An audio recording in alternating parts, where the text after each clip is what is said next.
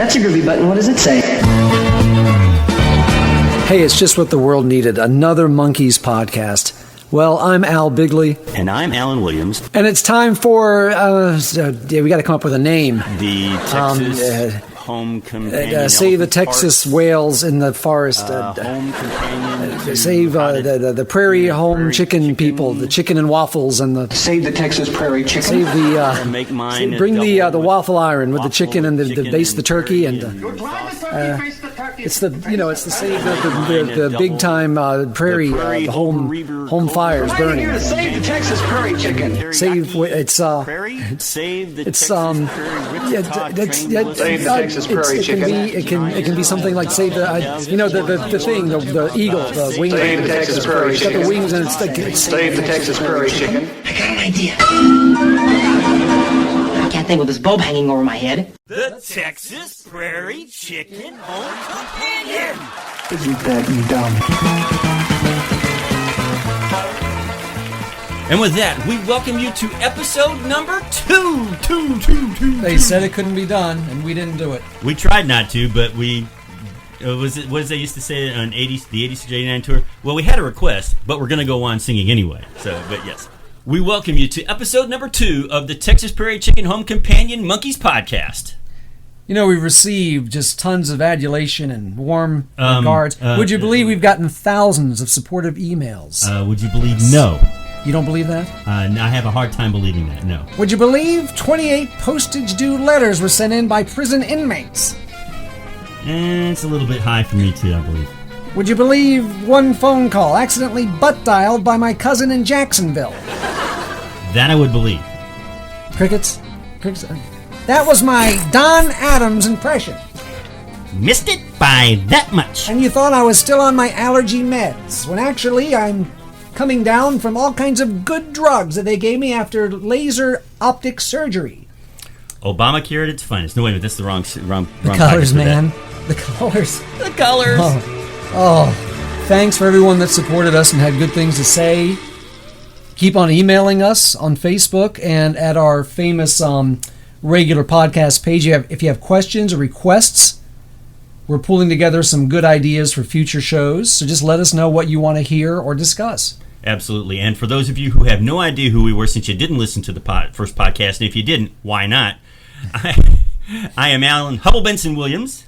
I'm Al, Mr. Schneider Bigley.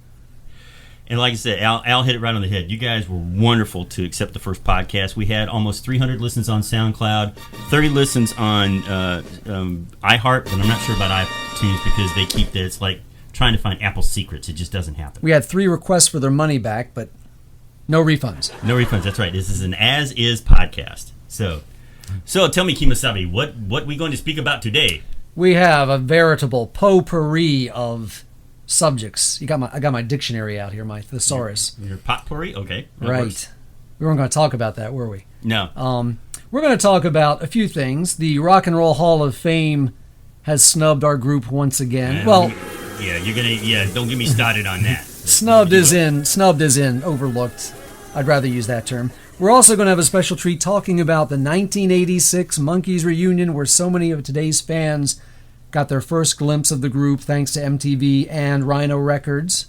That's right. And we're also going to start a new feature this week, and I'm going to let Al pick one of the first 3 or 4 episodes, and we're going to talk about some of the actors and actresses that were in the show with the guys. Some things you may not know about them, some of them you might be. And the one I think I want him to do is I want you to do Monkees in a Ghost Town, because that has some really cool stuff for us. So that's coming up a little bit later. Absolutely. Now we also want to jam in one of my famous Monkees remixes, and I think I will spotlight my remix of Randy Skouskit with a little preamble about it. What are you calling me that for? You've got no reason to call me that. You know, We've known each other for so long, and now you're going to start calling me that? You need an alternate title, I think. Oh, okay.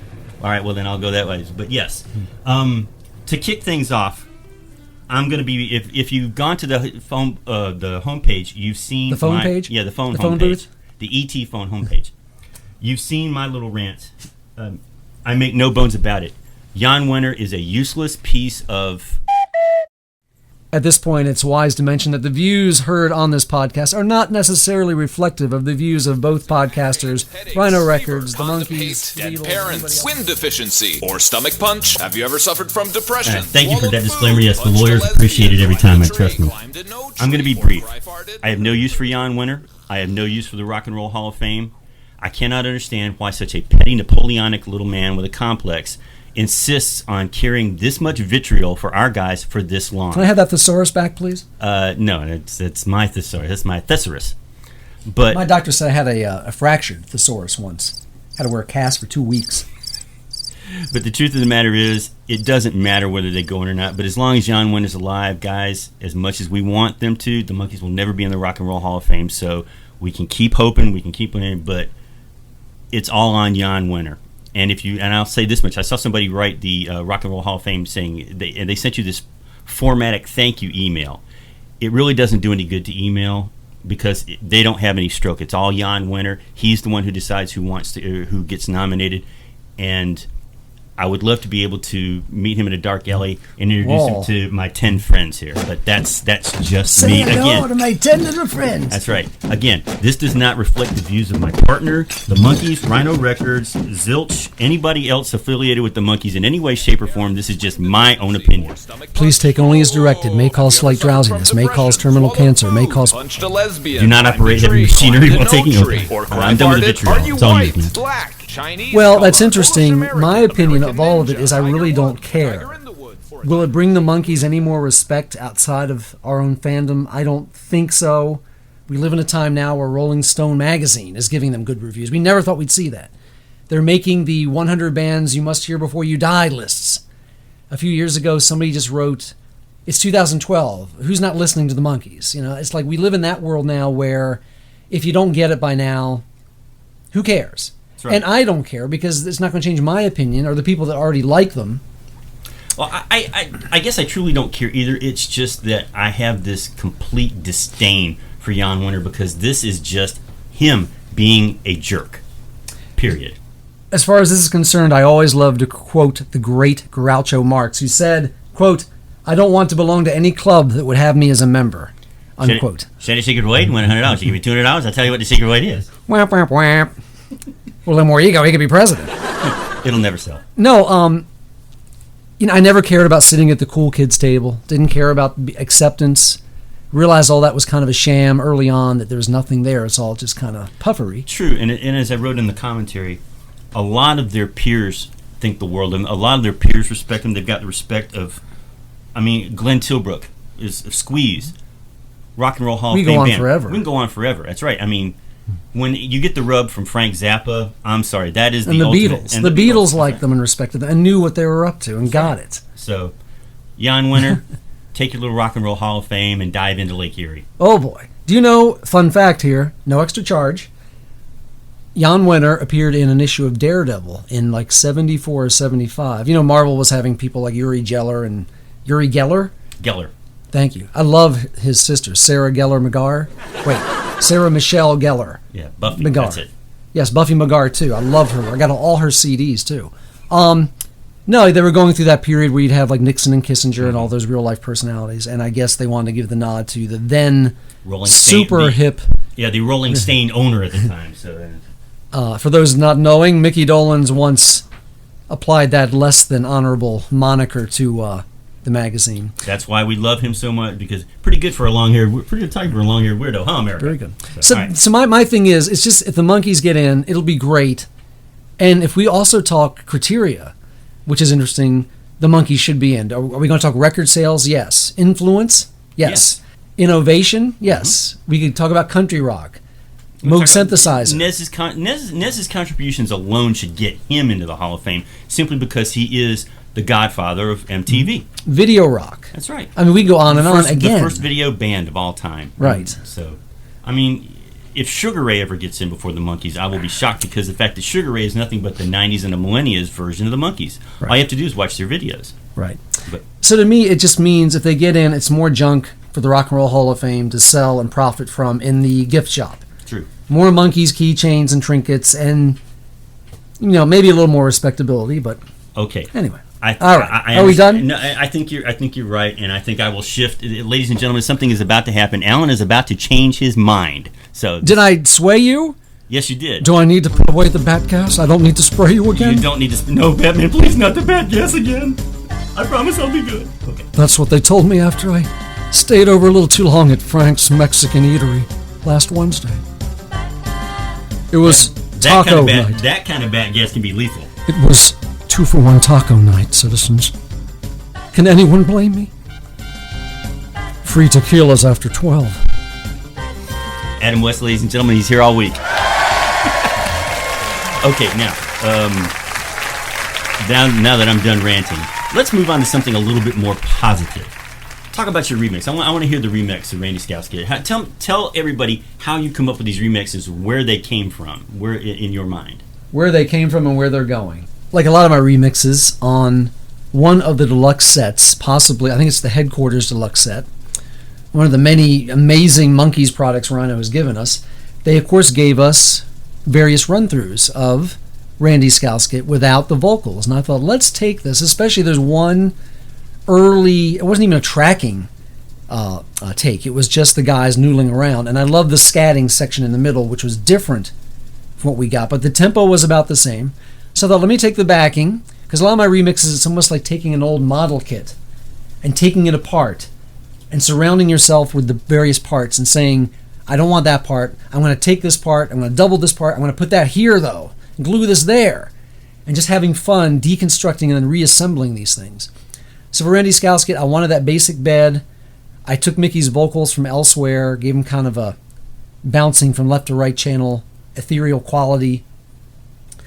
I melded in that different scat for the middle bridge, and then melded in the regular bridge we're used to.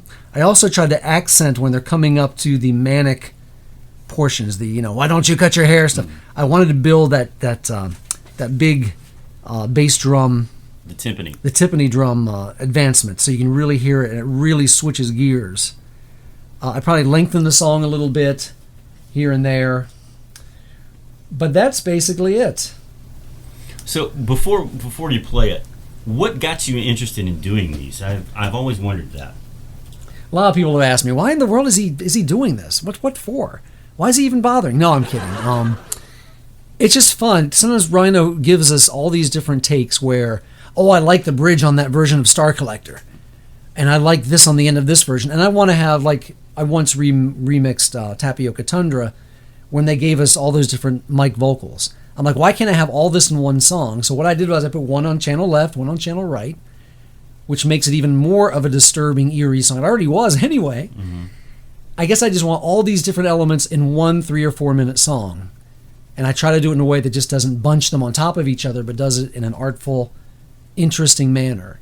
Or there are some songs where I want certain things pushed to the forefront, like the bass in Salesman, or the things that make it more of a dangerous or interesting rock and roll song. I want that stuff pushed forward, like I'm saying, look, did you ever realize this guitar was in here? This great drum beat. It's kind of like the ones where you played with the bass a lot on the original version of You Just May Be the One. Yes. From the first season. And Oh My My, and things like that. So it's just having fun saying, let's put all these interesting things in one song instead of this take over here and take 37 over there. And you put it in a blender, spin it on frappe, and see what comes out. Sometimes it sure sounds that way, but I try to avoid that. Hopefully it sounds pleasant to most people. And I always encourage people to listen to these remixes with their headphones on. A lot of people I know are listening through their phones. Mm-hmm. Or car stereos. And these are really made for headphones, so you can go, oh, look what he did there, and oh, that's interesting, that's on that side, or this has been added. Or Well, I've gotten a kick. I mean, you've shared them all with me privately over the years, and I think they're great. So, ladies and gentlemen, allow me to introduce my buddy, Mr. Schneider Bigley's, his remix version of Alternate Title.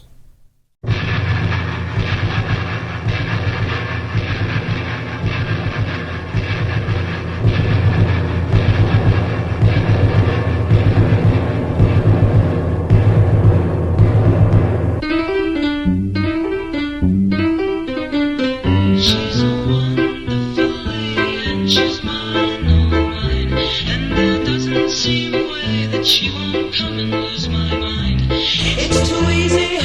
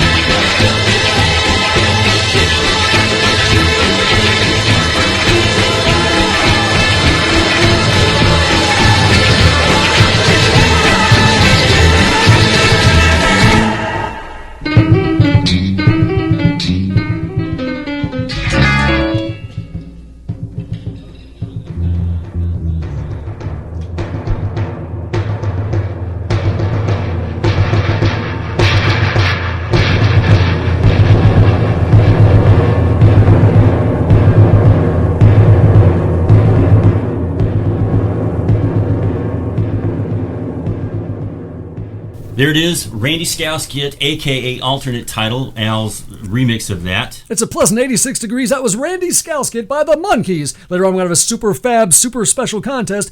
Guess how many marbles are inside tack hammers and intestines, and you may win Mike Nesmith's tonsils. That's later today at 7. Mike Nesmith's, you got great out of the prize bin. I thought it was just going to be a couple of Davy's old hairs, but that's another one. That's a good, I like that prize. That's next week, the big 1074 contest. The real Don Steele on the 96 KHJ, the real Don Steele, the real Alan Williams, the real Al Bigley here. Win a free phone call from Davy Jones, divorce lawyer. Which one? All right. That's good. Okay, All enough levity. Enough levity. Mispronunciations. Enough levity. All right. Time to move on to our next topic of the day. I got spit on my script. Spittle on your script? That's not good. Where's the spit guard? You got it. No wonder. No wonder. Here. I think that's spit. I hope it did. Never mind. Now to talk about the return. Takes a lot out of you. Absolutely, the return. In the 70s, as Al and I were growing up, I was in my teens. Al was you were in your early teens. Oh, I was a young man. You were a young man. I turned 15 in 1980. So. All right, so that tells you that I turned 20 in 1980. So during that time, I kind of drifted away from the guys a little bit because there wasn't anything available, and I'd worn out all the records, and you couldn't find them even in cutout bins anymore. So. Or you got endless rehashes of greatest hits LPs. True. And it was good to see the guys represented in any way, but it was like, I've got Last Train to Clarksville, I've got I'm a Believer enough. It's always the same 14 smash hits. Right. So, and then Dolenz Jones, Boyce and Hart came along in 1977, which moved the needle a little bit, but not very much. I mean, is your needle moving right now? No, my needle is not moving right now. Thank you. My needle is stationary. Okay. So, you had, I Remember the Feeling. You had the Dolenz Jones, Boyce and Hart, the Good Time Hits of the Monkees, the guys that wrote them, guys that sang them. You had the Dinah appearance, but I was in school and didn't really get to watch Dinah during the day. Now here's an interesting sidebar. Because the guys were back on TV in 1975, the show had been sold to various local markets as a syndicated package. in my area, it went from 75 to late 77, and after that it was gone. I didn't see him again on TV until really the MTV days. But because of that blip in popularity, Arista Records released that Greatest Hits package. Laurie House did that 2-record set, but also the teen magazines of the day were giving the Monkees like a paragraph or a page, and I'm someone that missed the original Monkees heyday. Hey, heyday. See what I did there? Crickets. So I was sheepishly at 12 years old buying Tiger Beat and 16 just to get a paragraph of where are they now? Absolutely. And going up to the counter and getting strange looks from the clerk that thought, oh, you must really love Sean Cassidy and the Bay City Rollers. I just wanted the one paragraph saying... Jones, Boys and Heart showed up on... They're touring state fairs around the world. And Dinah. They're touring Dinah backstage. Say the secret word, I'll give you $100. Give me $200, I'll tell you what the secret word... No, we already did that. Yeah, I think we did. Right. Let me consult the script again. It says here in the handbook. Right. Script. All right. Give us all your money. That's right. Is that good? Yeah, that's good. So then we fast forward to 1985. Things are starting to happen a little bit. We know the 20th anniversary is coming around. I was working in for a company called Trans World Music, which actually was a record store back then. Now, keep in mind, back then, every anniversary of any pop culture thing was not necessarily marked. So you were not getting specials for the 10th anniversary of like Gilligan's Island or anything that we now mark as a special event. That just wasn't really part of the culture. Other than the Beatles, it was about it. Right. So then all of a sudden, one day, we start getting these records in, and we get the picture disc Monkey Business, which absolutely just stopped me dead. It didn't make it to the shelf, ladies and gentlemen. I bought that quicker than I could think. But then we also had the Japanese releases, the Japanese import. See, for me, I was gobbling those up in like 82, 83. Yeah. So then David Fishoff comes into the picture. But let me backtrack just a little bit. Before David Fishoff got a hold of the Monkees, David Fishoff had been producing what was known as the Happy Together Tour. Started in 84. I was working at a little radio station in Saginaw, Michigan, which we sponsored that. So it was... If I ever get to Saginaw again. That's right. It's still one of my favorite Nez tunes. That show was the Association, the original lineup, Gary Puckett, who was very disappointing, Spanky McFarlane of Spanky and Our Gang, and doubled as the Mamas and the Papas, and Mark Volman and Howard Kylan, the Turtles. So that was a phenomenal show. Did you see it? Yeah. Front row. Mm-hmm. As a matter of fact, I had to go backstage. Yeah, I was working at the radio station at the time. I was doing overnights. There you go. Got to meet all the guys. Terry Kirkman, Larry Ramos was just one of the coolest guys from the association you'll ever meet.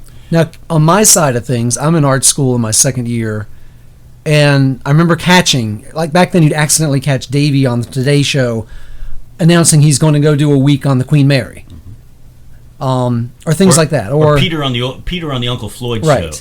Or every now and again there was a whatever became of TV special. On Entertainment Tonight, yeah. Or you catch somebody making a quip about the Monkees. Mm-hmm. I remember talking in my first year at an art school to a fellow student who said, "Oh, did you know Peter Tork was here a month ago?"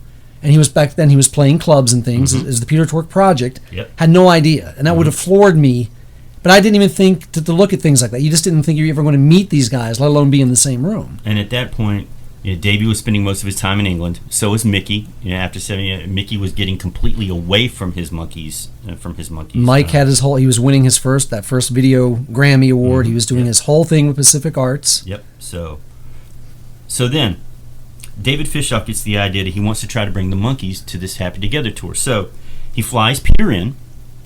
Peter gets really impressed and decided he wants to get on board. And of all people to begin with, Peter, who when we were growing up, you thought of him and Mike as the guys that were more about the art and not the money side of things, and were always reluctant to participate in the more commercial aspects. Well, my guess is at that point, Peter had gone through some hard times. Sure. Spent the 3 months in prison in Texas, and he was. As was it, he always said through 86, I'm in it for the money. And that's refreshing. That can be refreshing to have someone say that. Let me interject here, too. As a fan coming up, discovering the guys, 3 or 4 years after they broke up in 69 or 70, whatever you want to look at as a demarcation point there, the Monkees are always a past tense interest. They're you could collect the magazines and the records, but you realize it's something that belonged in the past. The idea of them getting back together wasn't really something bandied about In the same way you never thought, of course, the Beatles would get back together. Yes, there were groups like the Beach Boys doing those package tours and all that, but they seemed to come from like a different area. Well, and also at that point, Nez was completely distanced from the Monkees. Sure. Mickey had taken up residence in England. Michael Dolenz. Yeah, Michael Dolenz. Davey was outperforming, and as Davey always says, I'll do 10 minutes when the refrigerator light. And he was the one that carried the Monkees banner, right. Always. Absolutely. Even after Dolenz Jones' Boys Sure. Heart broke up. Before and after. So as I said, now we're going to fast forward to late '85. Right. Fischoff brings Peter Tork in to see one of the Happy Together tour shows. He was impressed enough that he agreed to work with Fischoff to try to get the other three guys on board. Davy Jones, of course, was starring in Godspell on stage at the time, tending his horses, doing a lot of the things I mentioned earlier, various events and things like concerts around the country. Mickey was hesitant. By then, he had a very successful career as a director in England after the Dolenz Jones Boyce and Hart days, directing things like the Bugsy Malone musical. Metal Mickey, which was not about him with prosthetics. It was about a little girl, much like Small Wonder. Small Wonder, yep. But he always talks about the BBC. Oh, we rather like that idea. Here's the money, go do it. Right. So that's what he loved about it. So, and I think he got away from being Mickey Dolenz. He was Michael Dolenz. And I think he enjoyed just stepping behind the camera and being creative in that way too.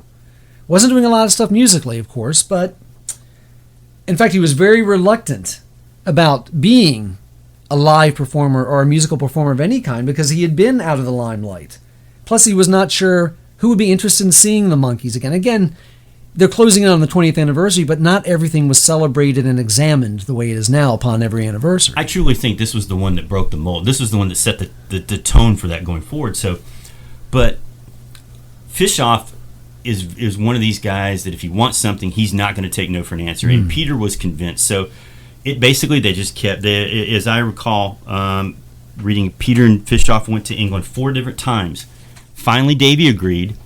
And then it was just Davey agreed to come on board. Mm-hmm. And if you've ever seen the interview that Mickey did, it's basically just him and MTV guys in almost like a production room with an editing. And he's talking about it.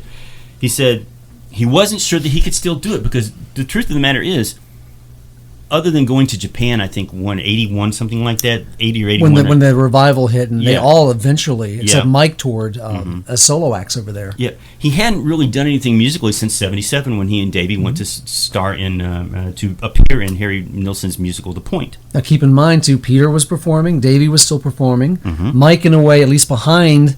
I mean, off stage, he wasn't doing a lot of concerts, still doing a few. Yeah. But he was pretty much afraid. He didn't think that he was scared about doing it again. You know, just that I don't know whether he was scared of being typecast again or what, but that it would fall flat. Plus, he had concerns too. It doesn't seem old now, but he's 45 years old, and I'm sure he thinks I got to be Mickey the Monkey again and do pratfalls and jump up and down, which he still did quite admirably in that concert, and still does in a way. But that was probably a concern too. I'm not 21 anymore. I can't dive off the stage into the Hollywood Bowl fountain. No, well, you could, but almost electrocuting yourself because you haven't let go of the microphone. You big dummy, you. Yeah. So what happened? So what finally convinced them to do it, Al? Money. No, wait. Let me go back to my script. It was Mickey's wife of the time, Trina. She convinced him. She said, we got the kids. Back then, the 3 daughters were quite young. We got the RV. We're tour the country. We're have fun. It can be like a little family vacation. Plus, you get paid well to have fun with your old bandmates. Now, keep in mind, this was supposed to be a little 15-date anniversary tour, like a nice look back for the hardcore fans. And it turned into, we're kind of jumping ahead here, but it turned into a monster. It did. Well, and it actually started out, Davey and Peter went on the road for 2 months in Australia, February and March of 1986. Very odd lineup. It was funny because it's the first time they'd ever performed together separately, but they got along really well. Yeah. They played well show. off. It was an interesting show from what we hear. I had it on tape for years now. And a lot of what that was them, or Davey, I should say, figuring out the arrangements and how a live Monkees 1988-86 show would sound and how it could be arranged. Because Davey was the one that took care of a lot of that. Not just the song arrangements, but where the song listing and the set list and all that. But here, and it was like, you're about to, I don't know if a lot of people know what you're about to tell them. Surprisingly, Mike Nesmith, Papa Nez himself, had originally agreed to join them on what was a much smaller tour plan at the time, probably 10 to 12 dates. When the tour jumped from 20 dates to 200, Mike had to withdraw because at the time he was producing the film Square Dance, plus a lot of his other Pacific Arts duties. I remember fans were upset, but he just couldn't seem to get it across. Look, I'm a businessman that can't leave for a year away from his business. But the thing of it is, I don't think that never got out to the best of my knowledge. Yeah. The fact that, I was going to... Once it got to the point where Nez said, I can't go out, everybody kind of turned on him, but if it got to the point where if they'd known that he was originally supposed to go out, right. I think he would have gotten a lot less backlash. And the questions of, why don't you want to tour with the Monkees? And don't you like the Monkees anymore? I think that's where it got started. Well, what also got started was he doesn't need to tour with them because he's rich because his mom invented liquid paper, which still sticks to him today. Yep. Which is kind of sad. Now, you're right. This did not get a lot of publicity until it became a monster. So there was no coverage or press conferences where all four of them say, we want to do this, and then Mike has to drop out. Gee, that sounds like 1997, doesn't it? I'm not bitter. We'll flash forward to that in a little while. I'm not bitter. We'll flash forward to that on another podcast. I'm not bitter. I know, easy. No. Hulk one, Nesmith. And of course, I'm going to put the Hulk theme into this. Okay. But, where were we? Back to the script. Well, yeah, that one. Yes. Oh, yes. Mike had hoped to squeeze the limited dates in between shooting schedules of Square Dance, and that didn't happen. And that makes sense because the fact if you're shooting during the week, you can go off on a Saturday and Sunday and perform a couple of shows. And see your old chums from 20 years earlier. And he's always liked it. I mean, it's never been in a situation where he I will say that it got for a while there in the early part, the first, second national band stuff. He didn't want to talk about it because that wasn't the focus of what he was doing. So, all right. So all right. So we're forwarding to 1986. We're getting it ready. The Happy Together tours, and they're going to go out on the road with the Grassroots, Gary Puckett with the Union Gap, and Herman's Hermits, which included Peter No One. Mrs. Brown, you've got a lovely daughter. Now keep in mind, this is a package group. It's not the Monkees headlining. No. It's one of these, like we said, used to see with the Beach Boys. It's one of these nostalgic tours. They would have been the headliners. But not the big main draw. Yeah, of course they would have. I mean, what it became later. It was like the Monkees with these opening acts. It wasn't, by the way, it's the Monkees with Herman's Hermits and the Union Gap. So I'm sorry to interrupt. That's all right. And then... Yes. The date which will live in infamy. A drum roll will be inserted beneath this. February 23rd, 1986. Right. I lost my wisdom teeth that day. Oh, yeah? Mm-hmm. Is that what the problem is over the years? Okay. Two of them. That's why I speak with such an amazing articulation. That is spit. I think that is spit. That is spittle this time. Yes, indeed. 3 words. Pleasant Valley Sunday. That's right. That's right. All 58 episodes aired on music television back-to-back all that weekend, including the VJs, who I still look at it this way and cringe. And makes you cringe. Alan Hunter talking about not knowing his head from his backside about the Monkees. The movie head or anything else. Yeah. And they all still kind of dripped with venom, which was, are we really talking about the Monkees? Weren't we talking about David Byrne and Talking Heads last week? That's right. So, they got the guys to actually eventually record some bumper music or bumper voiceovers for it. So it was that weekend that Monkey Mania 2.0 was born. I think I just got my 5th wisdom tooth. It's coming in. I can feel. Oh, anyway. Now let's have a little aside here. I'm in art school in my last year. We have, keep in mind, it's pre-internet. We have one TV room with one TV. Very few other TVs on the campus. I don't even know how I heard of it, but you better believe I planned it myself, and it was amusing to see who came in and out during that 24 hours. And to me, it was just what it was, a pleasant look back at a show that was very nostalgic, because, again, I hadn't seen it since 7th grade, and here I am in my last year of art school, of college. And it was interesting. It was a treat. I remember telling my mom, because, VCRs had just exploded on the scene then, go out and buy as many tapes as you want. The idea of owning these shows was incredible. Not just audio recordings like we did in the 70s. And then I thought, well, that's it. And it made me feel a little bittersweet because it came and went. I was much more into the music, but it was good to see this. Of course, I was excited to recall, like, oh, this is the episode with that alternate version of Love Is Only Sleeping, and see that again, hear that again. But to me, that was it. It was a nice treat to see, not knowing. I remember thinking too, what are today's kids going to think of this? And I remember thinking, like the preteens, they're going to laugh at the expressions and the clothes. They're going to laugh at Groovy and Bummer and Trip and, I had no idea. They're going to laugh at Save the Texas Prairie Chicken. It is a kind of absurd thing to say when you think of it. No, but I really thought this is going to go over like a lead balloon, and it's a treat for us that remember the show. But unbeknownst to most of us, these two things we've just mentioned were not related. It was not a synergistic kind of bit of exploitation. Can I have my thesaurus back, please? The MTV thing was a standalone idea. The David Fishoff tour was a standalone idea, but guess what happened? Suddenly everybody... Alan is ramming his fingers from both hands together in kind of now he's making another gesture. It's one of those things where the stars and the planets and everything aligned. Rod Serling snapped his fingers, and what do you know? We've got Monkey Mania 2.0. Exactly. And it's weird to think back now, because I want to think, like, for us people that were in it before, like, the albums were still out there. All this stuff was there for you to find, but it took these kind of things to happen and kind of hold everyone's hand and go, look, here's the Monkees. Here it is, presented right to you. And thank heavens it did. I'll bet Chunky made a lot of money that year. Hey, you said you wouldn't call me that anymore. Nah. I've lost all that weight. I've been on the Atkins diet. Oh, you mean, the candy people that sponsored, the chunky chocolate. Okay. Mm-hmm. Yes. So, many more dates had to be added with the explosion of Monkey Mania 86. Over 100 cities were on this tour date, beginning in Atlantic City. It was interesting because, let me also put in a little interesting personal fillip. This, of course, we're flashing forward a few months after February, because it's like maybe May. Again, no internet. I'm standing in the lunch line with the local, not the Break magazine or the free local paper. We had like a little newsletter that the campus would get. And there was a music column called Nosy Nate. And all it said was, rumor has it that the Monkees are getting together again and touring again. And that was it. And of course, to a lifelong fan thinking he'd never see these guys even as a solo thing, a solo presentation, I was amazed. And that was it. And I mean, even in June, driving home from Sarasota, hearing a wisecracking DJ going, hey, we've heard the Monkees are getting back together. That's great. Who's going to play their instruments for them this time? Now here's that new one from Wham!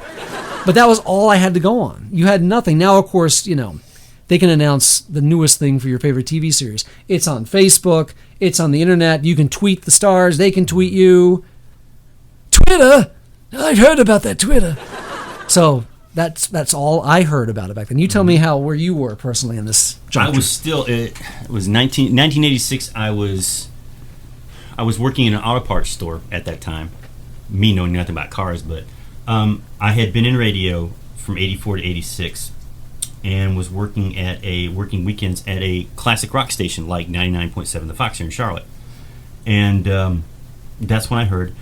They came to Pine Knob, which is around the Pontiac area where the old Pontiac Silverdome used to be, right along in that area. In Virginia, right? No, Michigan. Michigan, sorry. Michigan. We say Michigan. Michigan. You say Michigan. We say what? Michigan. Wait, what? We will say... Davion Laughlin once had a whole routine. Oh, so no, I remember that one. I have to go look that one up. Yeah, you say Michigan. We say Michigan. Michigan. All right, go ahead. Well, you said Michigan. But it was, they had 3 shows at Pine Knob. And I could not afford to go to any one of the 3 of them, so I missed out on that. So, but was one of the points you were going to make before because I got some numbers to back this up here. So yes, this tour became so popular that the guys ended up with the 3rd highest grossing tour of that year. Yeah. Now let me give you some number. I did some numbers, and this is what I found. The 2 shows that they did at Pine Knob, not 3, 2 shows they did at Pine Knob in Michigan, 391,000. Holy mackerel. The Mann Music Center in Philadelphia. I saw that one. I was there. 308,000. Yeah, I spent about, I think, at least $1,500 on that show alone. Wow. Yeah. 3 shows. The 3 shows at the Greek Theater in L.A., which we will discuss a little bit more shortly, 303,000. The Wisconsin State Fair in Milwaukee, 1 show, 270,000. Mm-hmm. And then in Foxborough, where the Patriots play now, what used to be known as Sullivan Stadium, $353,000. Are these American dollars? Yes, these are American dollars. And they did actually play Charlotte at the end of the tour. I was there for that. November 30th of that year. So. Actually, there were 2 Charlotte shows. One in October we had to miss because an art school friend was getting married, and I was attending his wedding. And then right before Christmas. And again, this was the period where they were adding and adding and adding so many more shows. But I got to see the Christmas Charlotte concert. So yeah, it was pretty cool. I was still living in Michigan at the time, so I missed that one out. So, but yeah, I mean, we're talking some serious dollars here. Well, let's talk about the nature of the show. Of course, none of us knew what to expect. Just that we knew the guys were together. In many cases, we didn't even know how they looked these days or how the tour would look. Some footage started coming out from the Atlantic City show because by then there was all that interest, and you better believe cameras were on them when they stepped back on stage. But Davey choreographed a very Vegas-style review show. We'll get into that in a bit. The set list included not just the hits that we expect, but a lot of deeper cuts we loved as fans, and this was kind of surprising.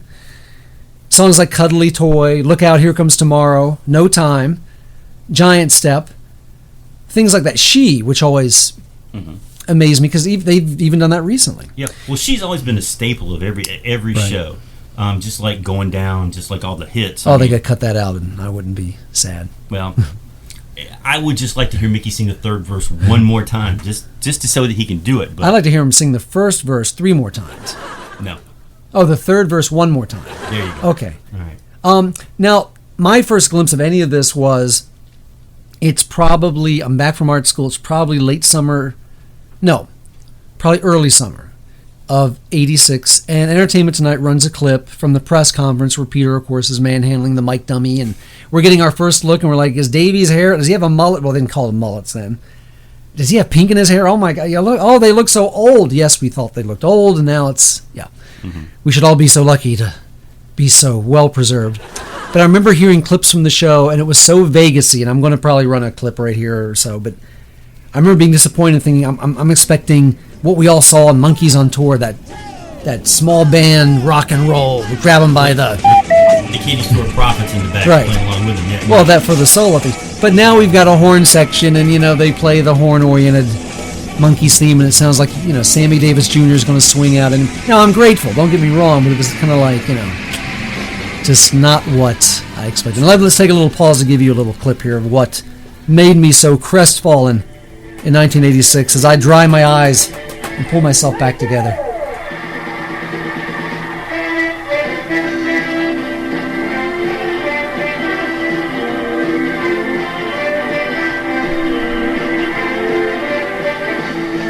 Even the YouTube comments section, from where I plucked that little audio gem just now, they talk about how schmaltzy and Vegas-y that stuff sounded back then. All right, I'm good. All right, you okay? Yeah, now I saw you hyperventilating during that thing, but the cool thing, I promised myself just one podcast, I wouldn't cry, just one time. Hell no, you got me doing it. No, but the one thing that I found very cool is not only did they do that, they also, Peter had written a new song during this time, and it ended up, if I remember right, it ended up as the B-side of Heart and Soul, right? That sounds right. Yeah, it had to be Heart and Soul because they had the pink cover. So, but it is MGBGT, which is turned into one of my favorite live cuts, and I have culled that cut from the 1986 tour CD. What? Yes, I have culled that. Yes, culled. C-U-L-L-E-D? That's right. It's called editing it out of the entire CD. It's called pulling the entire CD up in Audition and cutting out that little part. So, did you know dubbing, the term dubbing, D-U-B, it not only refers to making a copy of something in the audio sense, but also it's a type of shoe polish used on especially military footwear. Crickets? All right, back to our show. All right, and now... Meanwhile... That's for the benefit of those of you who have just tuned in. Now, back to the story. Meanwhile, back at the ranch. But yeah, because I wanted to play because it's one of my favorite cuts of all time. So here we are. We're going to share a second one with you. Peter Tork performing MGBGT live from the 86 concert tour.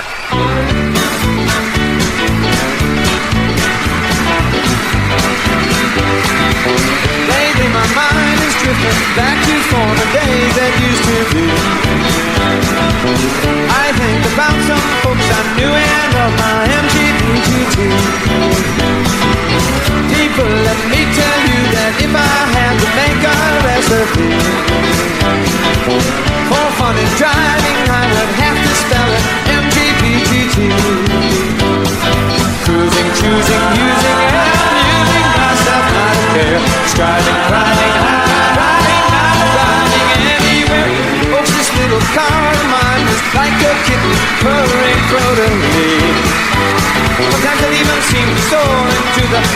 is my red MGPGT.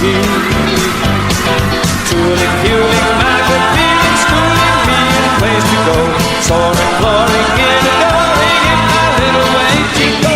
Folks, this little car of mine is like a kitten purring proudly.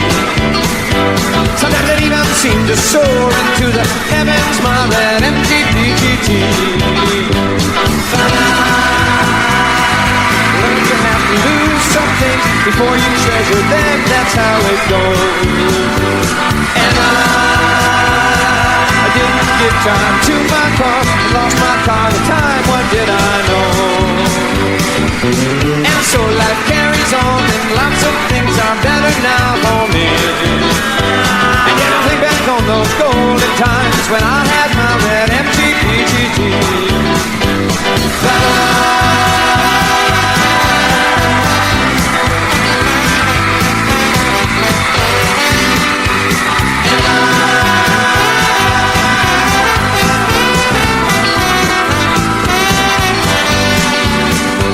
And so life carries on and lots of things are better now for me. And yet I think back on those golden times when I had my red MGPGT. My BGT, my little red MG, my MGPGT. And we're back. Now, I wanted you to relay the story that Me? that Nez always tells about the '86. Yes. Two other amazing things happened on that tour. A monkey finally watched a Monkees concert. That is, a monkey attended as a fan in the audience, taking in a Monkees concert from afar. Mike Nesmith tells the story of how during the filming of Square Dance, he became somewhat smitten with actress Winona Ryder. who just happened to be only 15 at the time. Not too creepy at all. They were filming around the Dallas area, and the Monkees tour came to Arlington Stadium, and Winona wanted to go see them badly. We're getting into a weird daddy-daughter vibe here. Okay. Nez explained that he really couldn't take her because obviously he was once a monkey, and things would get out of hand and he'd be recognized. So he dressed up in what he described as almost a Colonel Saunders type of disguise. Yeah, put the pillow in, gray hair, hat, mustache, dark sunglasses. Yes, he looked like a Colonel Sanders. I just had an idea for the next Colonel Sanders in these new ads they're running. No, he's too old for it. Light bulb. I can't think with this bulb hanging over my head. He said he got her tickets in he got a couple of cheap seats. And he took Winona, and they enjoyed the show. Now think about what a surreal experience this is. A disguised Mike Nesmith, I guess not getting recognized, though I heard a few people would cast some curious glances in his direction. After the concert, Mike called up Mickey to tell him what an enjoyable show it was. He said, quote, it was sensational.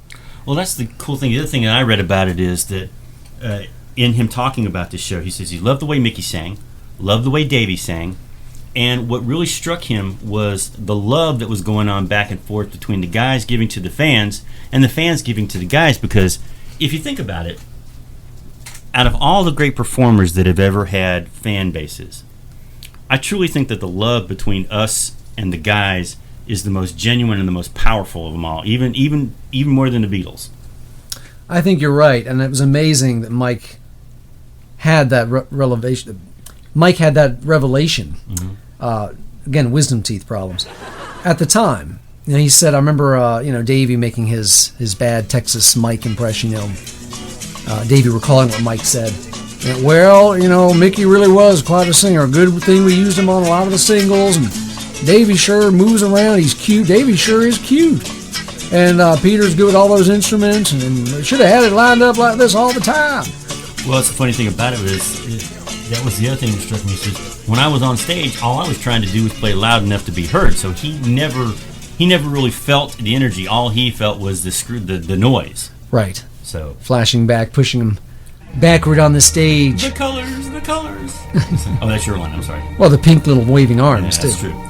Then, all right, that's the first one. Then the second thing, it happened. Yes. September the 7th. I got my retainer. 1986. And I got my mustache finally grew in. Oh. Is that what that was? Less than a week before the actual 20th anniversary of the debut of the TV show, it happened. Michael Nesmith came home. He joined the guys for the very last portion of the Greek Theater tour, the Greek Theater show. After the crowd finally calmed down, they went in to listen to the band, and then Pleasant Valley Sunday. 5 days short of the 20th anniversary, the circle was complete. And it, when you watch it these days, as a matter of fact, guess what else I've called Oh, in the yes. 1986 You've tour called CD? it? You called it cold? Yes, I called it.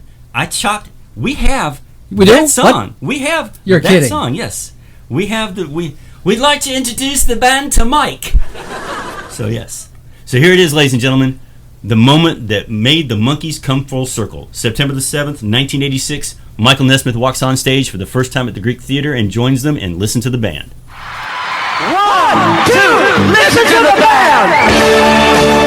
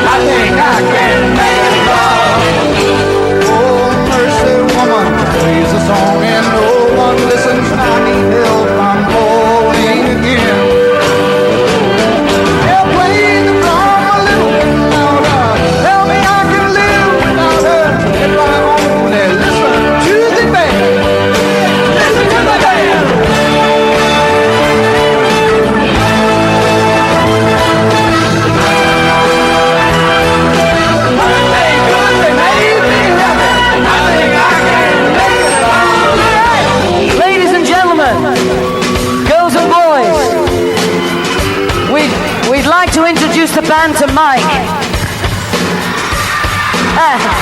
Wait a minute. And all you nice people, we'd like to start off with our drummer. We want a big round of applause for our drummer, Mr. Eddie Zine. Yeah! Get fucking now.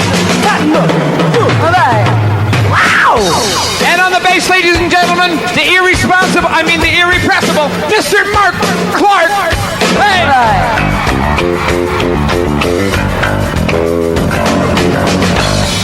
All right, you to the right. All right. I want to introduce you to our guitar player.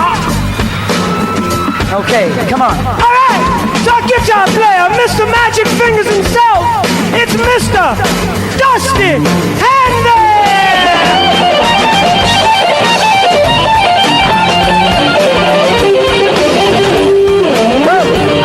I taught him that, you know. I taught him. Ladies and gentlemen, we want a big round of applause for our piano player. His name is Mr. Larry Nelson.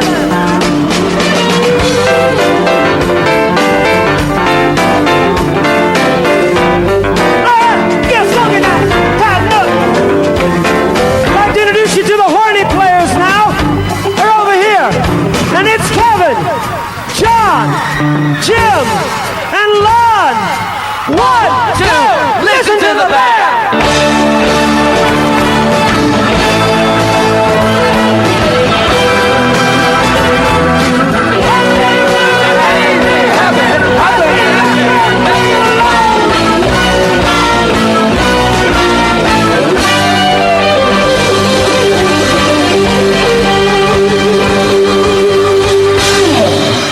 Yep. And to top everything off, Mike showed up at the end of the year. The Monkees did a Christmas medley for MTV. MTV used to pick their top-ranking artist of the year to present a Christmas video. That's right, and the Monkees were that for '86. Because it was Monkey Mania 2.0.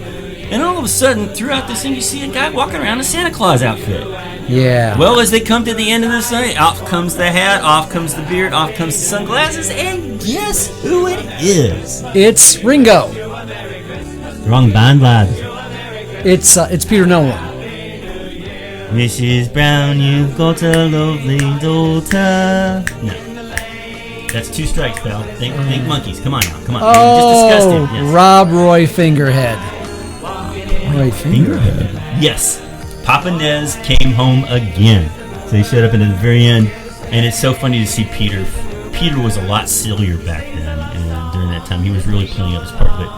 But that was the perfect way to end 1986 with Nez and the guys together for Christmas.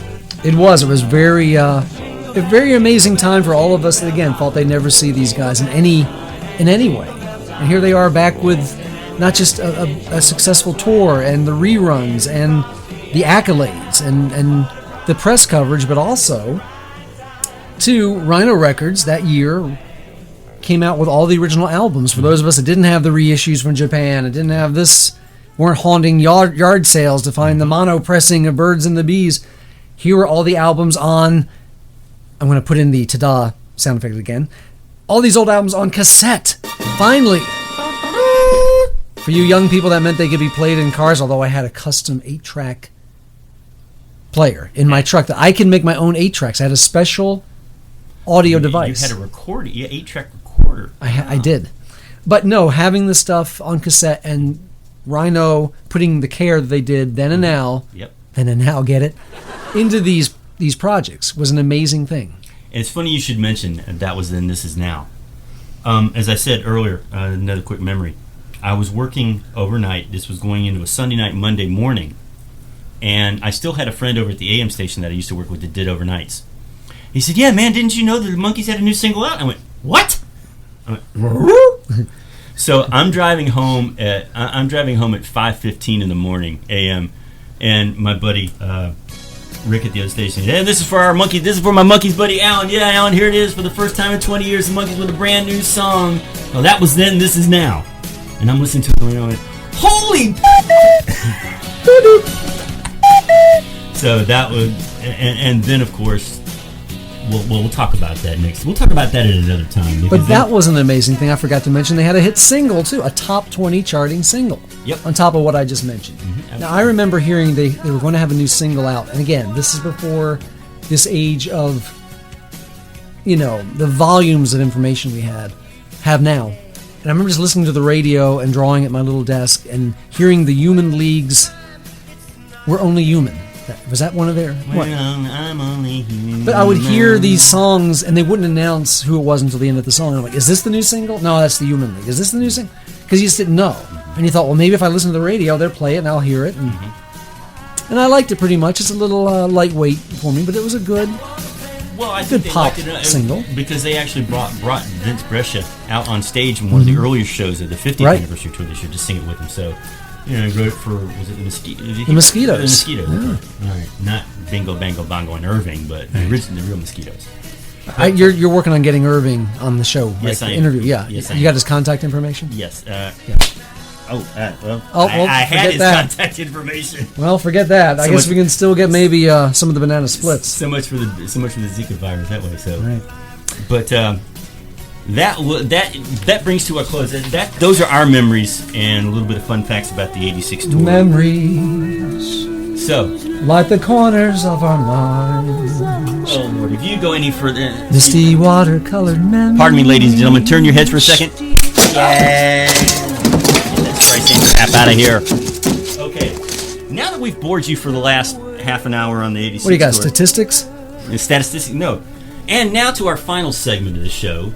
What I wanted to do is, I wasn't able to get the Mythbuster that I wanted for this week, so I'm still working on that, the next one. So what I wanted to do from time to time is talk about take a specific show and talk about some of the actors that were in the cast for that show, give you a little bit of background on them, give you a little bit of stuff you might not know about, or stuff, if you're a fan of the show, you probably know a lot of stuff, but there might be a few things that surprise you.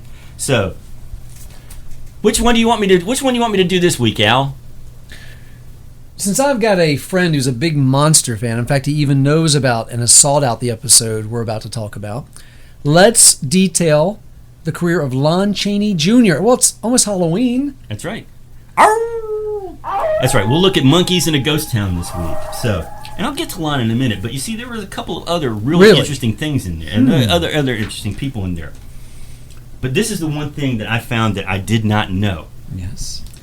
You being an animation fan like I am, in the scene where the monkey mobile dies in the middle of the ghost town, would you believe that's actually Mel Blanc's voice? I saw that recently. Why would they need a voiceover guy to do a car sound? Engine. Well, because that was one of his most famous things. Mel Blanc, of course, the voice of all the great Looney Tunes characters that we've come to know and love over the years, was also a very prolific radio actor. And he worked for years with Jack Benny. And one of the things that he used to do was the sound effects for Benny's 1928 Maxwell. That's true. Believe it or not, that's the sound effects they used, which I did not honestly did not. That's know. right, because the car's breaking down. That's right. So, but yes, that's your strange fact for the week for that particular show. So, I want to start out with George, the character of George. You see, the one that goes, Lenny, tell me a line. Now let's talk about what all that is based on too. I'm getting to that. That's part of the line. All right, well, we'll start with Lon Chaney Jr. For those of you who know about the character Lenny in this movie, Lon Chaney plays a less than intelligent, dumb as a brick hood.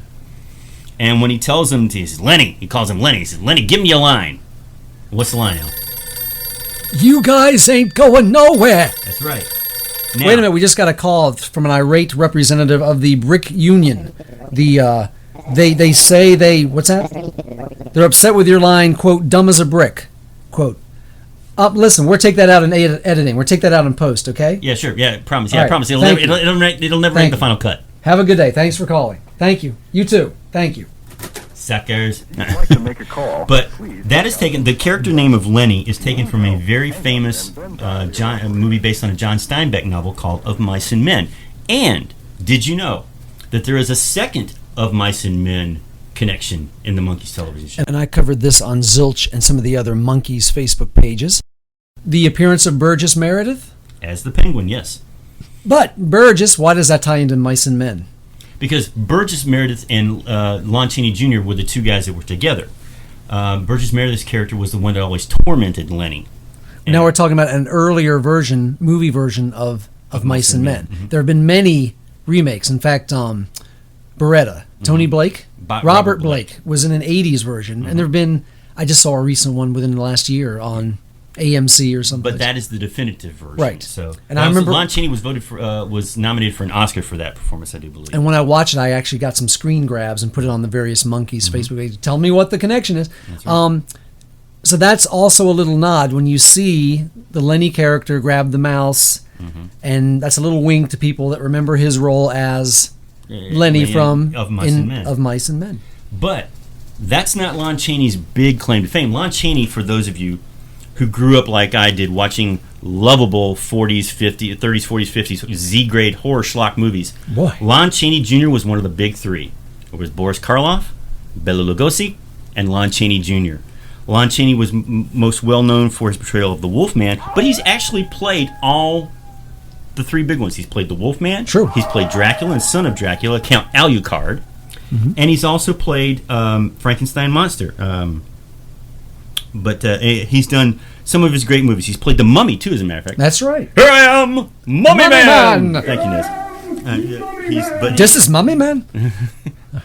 Watch this. Mummy! But I mean, he's... Do the scare, the monkey scare. little lower. Okay. All right. So, but I mean, he started as in The Wolfman, Son of Dracula. He's done three Mummy movies: Mummy's Tomb, Mummy's Ghost, Mummy's Curse, Frankenstein meets Wolfman, House of Frankenstein, House of Dracula, House of Blues, House of Horrors. No, I'm kidding. Oh, I'm crying again. You make me miss my mummy. Abbott and Costello meet Frankenstein. I want my mummy. Hey, baby! Abbott and Costello meet I always say the jokes that worked in vaudeville work today. If it worked in 1912, it'll work in 2016. Thank you. All you have to do is watch a little Benny Hill episode. Or Laugh In, or The Monkees. That's right. But I mean, and he also starred in a couple of TV series, Hawkeye and The Last of the Mohicans, where he played Chinga Cook. I had that for lunch yesterday. He hosted a horror anthology show called 13 Demon Street. Ooh. And he had a recurring role on a Western that I've seen bits and pieces of that I really didn't care for. It's called Pistols and Petticoats. So, Lon Chaney Jr. was born February 10th, 1906, died July 12th, 1973. He was 67. Was a bit tormented. Had a problem with alcoholism and all that. I always felt he was constantly under the shadow of his father, and it was hard for him to Of course, deal yes. with. His father was the great silent actor Lon Chaney, who was known as the Man of 1,000 Faces, well known for The Hunchback of Notre Dame and Phantom of the original Phantom of the Opera. Take that, Michael Crawford. Right. And we won't get into the Michael Crawford DC Comics connection right now. No, that'll I be do for, have one. That will be for a much later episode. That's our DC Comics Obscure Reference podcast we're starting next week. That's right. Now, moving on to his partner, George. Actor's name was Len Lesser. Name ring a bell? It does for me. Len was born in December 3rd, 1922, died February 16th in 2011 at the age of 88. He's actually in 2 episodes of the Monkees, this and played one of the cartwheels in Monkees in Texas. He was a very well-known... Here, this is your Marvel Comics snipe. He actually had a role in one of the Amazing Spider-Man show, 1977, with Nicholas Hammond. Right. Right? He also appeared 9 times on Everybody Loved Raymond, and the less said about that show, the better. Eesh. Had roles in the great Steve McQueen, Dustin Hoffman movie Papillon, the Clint Eastwood classic Outlaw Jesse Wales. Even appeared in an episode of Two of Get Smart. Would you believe 2 cops in a rowboat? Would you believe 3 stand-up figures in a blender? Oh yeah, I'm sorry. Forgive me for having a brain fart. There's one other, what was the name of that comedy show about nothing? Friends or something? No. Who are these people? The guy always like, who are these people? Steinbrenner or That's something. it. Stein McNeil or something. That's right. Len Lesser was most well known for the character of Uncle Leo in the second greatest sitcom of all time. It will never be number 1 above I Love Lucy. Seinfeld. Jerry, hello! Uncle Leo, who are you? Who are these people? So, I didn't steal the pen, Jerry. and now we come to my favorite Monkees co-star of all time, and that is the legendary Rose Marie. Hello, if you're listening, Rose. Rose, we need you to listen. We'd like to talk to you at some point. Everybody loves them. No, I can't do it. But this woman she is 93 years old. She is still going strong. She's actually going to appear in a new show on the New USA Network next year called Sold. It's a sitcom. 93, and she's amazing. She was a child star known as Baby Rose Marie. She was actually the night they debuted the Jazz Singer, the first sound talking is she was one of the shorts prior to that, and she always tells the story that Jolson was a real. Thank you, Derek. We're getting a lot of mileage out of the beep button. Yeah, out of the dump button today. Yes, and because Jolson hated kids, but she's done it all. She's done vaudeville. She's been a nightclub entertainer. She's been on Broadway. She's done radio. But I think most of all, you'll remember her from a little show called The Dick Van Dyke Show that went from 1961 to 1965, where she played Sally Rogers, one of the comedy writers team. There's just something about her presence. Who writes this stuff? That's right. Well, now we know. That's right. She's actually done a couple other things that you would be interested in because they're animated, right? Those of you who used to watch Hollywood Squares for a long time, she was a long time, along with Paul Lynde, Charlie Weaver, Wally Cox. One of the squares. Mm-hmm, that's right. She actually did voices on the old Yogi's Gang TV show. 70s? 70s, yep. She was one of the villains, Lotta Litter.